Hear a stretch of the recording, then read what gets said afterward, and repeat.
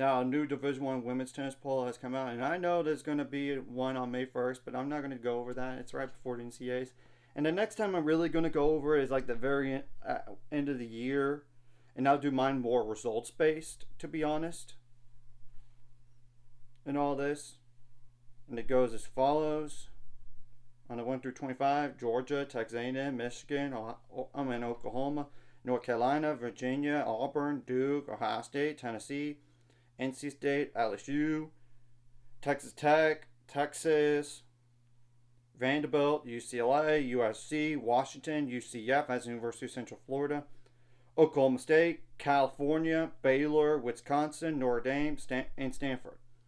Now, I'm going to go like 26 through 42, like South Carolina, Pepperdine, FAU, as in Florida Atlantic University, which they finally lost their first match of the year, by the way, Georgia Tech, Arizona, Ole Miss, UC Santa Barbara, as in UCSB, Iowa, Florida, Wake Forest, Clemson, Kansas, Arizona State, Alabama, and Tulsa. Now, we all know, like, right, they're going to, on the like, potential for NCAA stuff is head to head, number of top 50 wins, strength of schedule, components, record.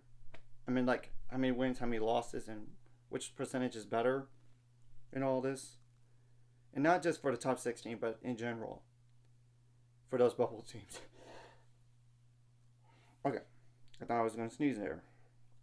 And the top 16 would be like Georgia, Texas A&M, Michigan, Oklahoma, North Carolina, Virginia, Auburn, Duke, Tennessee, Ohio State, Texas Tech, which they actually would be actually like number 11 because of head-to-head win over NC State. Then there's obviously NC State, like I said, LSU, Texas, Vanderbilt, and UCLA. But I will say UCLA, USC, and Washington are going to be in a dogfight to be a top 16 seed. Because forget UCF. They're done. I mean, they would have had to win their conference tournament just to flirt with that idea.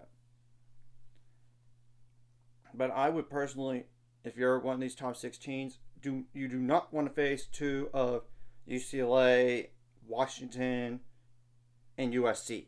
You don't. And it kind of the same thing goes for like Oklahoma State as well, to be honest. So, and the cut line is at 43 teams, but it does include two teams with ineligible records, which are Alabama and Florida, losing records and didn't even win the conference tournament. So they're definitely out. And all this. Now, I would say the last four, and it's not including conference tournament winners and all this.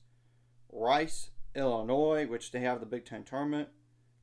Tulsa, and Arizona State.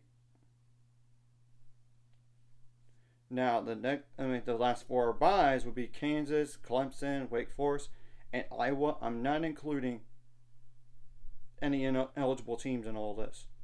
Now, the first four out would be Kentucky, Charlotte, San Diego, and Northwestern. And obviously, San Diego does have the WCC tournament. They have to win that conference tournament just to make the NCAAs, it seems like. And I'm not including San Diego State because they're the Mountain West Conference leader right now. They have to win the conference tournament in order to make NCAAs here. So, and that, okay, 1, 2, 3, 4. And honestly, I'm going to go over like the next four out as well, which would be like TCU. I'm not including SMU in all this because of an ineligible record. Penn State, I'm not including Miami, Florida either, ineligible record. Washington State, Louisville, and Syracuse. So, just to let y'all know about that. And I'll definitely go over like the bracket once it comes out on like either the day next Monday or even the next day and all this. So, just so y'all know. Now, my top 10 for Division 1 women's tennis goes as follows. Apologize for looking out because I kind of memorize all this stuff would be like Georgia, Texas A&M, Michigan, North Carolina, Oklahoma, Auburn, Virginia, Duke, Ohio State, and Tennessee. Outside looking in no particular order would be NC State, LSU, Texas Tech, Texas, Vanderbilt, and UCLA, and then USC. But I would say if you're a team that's barely not going to host a Sweet 16, I would not want to face Tennessee or Ohio State. Texas Tech, I don't know. The Big 12 is just not as strong this year. So maybe you would say they're dangerous, but the Big 12 is not that strong. And they did lose to a team that's not even going to make the NCAA tournament this year, and that's TCU. On the road, albeit. But you get the whole point. So, and Texas did defeat Georgia. So, if they were to go to the Sweet 16, I would be aware. But that match for Texas against Georgia was in Austin. But they would have to go on the road and do it. So we're going to obviously wait and see what the committee does in terms of like the top, like who's going to be that last spot at 16, because Washington, USC, and UCLA are going to be in the Big Ten tournament.